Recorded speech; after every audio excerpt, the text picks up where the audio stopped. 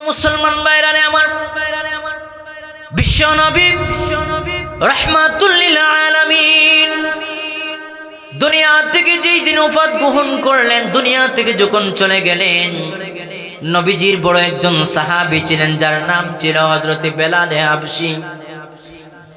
বেলাল হাবশী রাদিয়াল্লাহু তাআলা আনহু একজন কালো সাহাবী ছিলেন, নাকের সেন্টার ঠিক না।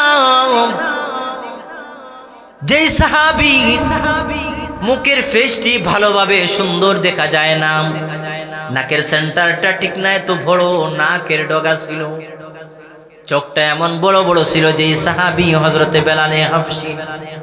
এবার বিশ্বনবীর সাহাবী হযরতে বেলাল হাবশী রাদিয়াল্লাহু তাআলা আনহু কান্না করে শুরু করে দিলেন, কান্না শুরু করে দিলেন। নবীজির মহব্বত, নবীজির ভালোবাসা।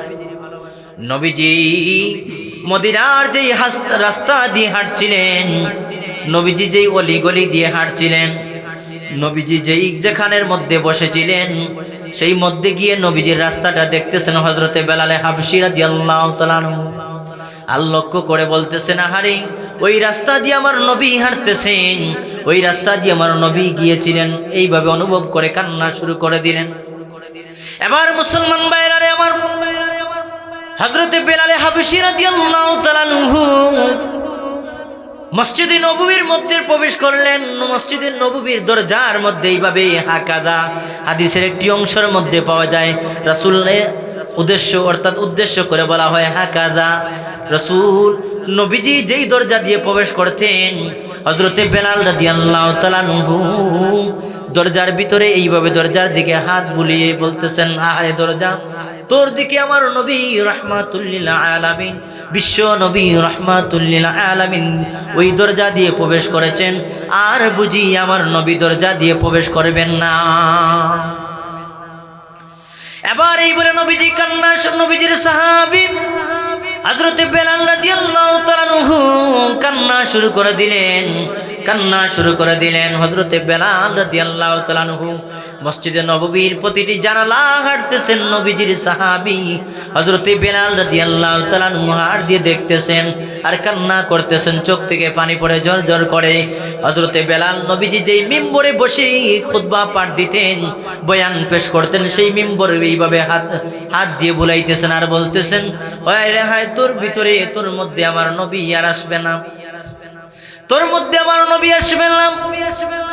আর বুঝি কোনদিন এই মসজিদে নববীর মধ্যে আমার নবী রাহমাতুল লিল আলামিন আর খুতবা পাঠ দিবেন না, মসজিদে নববীর মধ্যে প্রবেশ করবেন না।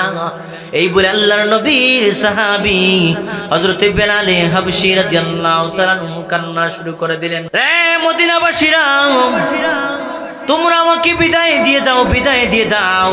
এই মদিনার মধ্যে আমি বেলাল আর থাকবো না। যেই মদিনার মধ্যে আমি নবী, আমার নবী নাই, যেই মদিনার মধ্যে আমার নবীকে আর দেখতে পারবো না, যেই মদিনার মধ্যে আমি আজান দিব, আমার নবী আজান শুনবেন না, যেই মদিনার মসজিদে নববীর মধ্যে আমি ইকামত দিব, আমার নবী ইমাম হিসেবে নামাজ জামাতের সহিত আদায় করবেন না, ওই মসজিদে নববী, ওই মদিনার মধ্যে আমি আর থাকবো না, মসজিদে নববীর মধ্যে আজান দিব না। আমাকে বিদায় দিয়ে দাও, আমাকে বিদায় দিয়ে দাও, আমি মদিনার মধ্যে থাকবো না। বেতায় ব্যতীত হয়ে নবীজিকে মহব্বতের কারণে মদিনা ছেড়ে চলে গেলেন বহু দূরে।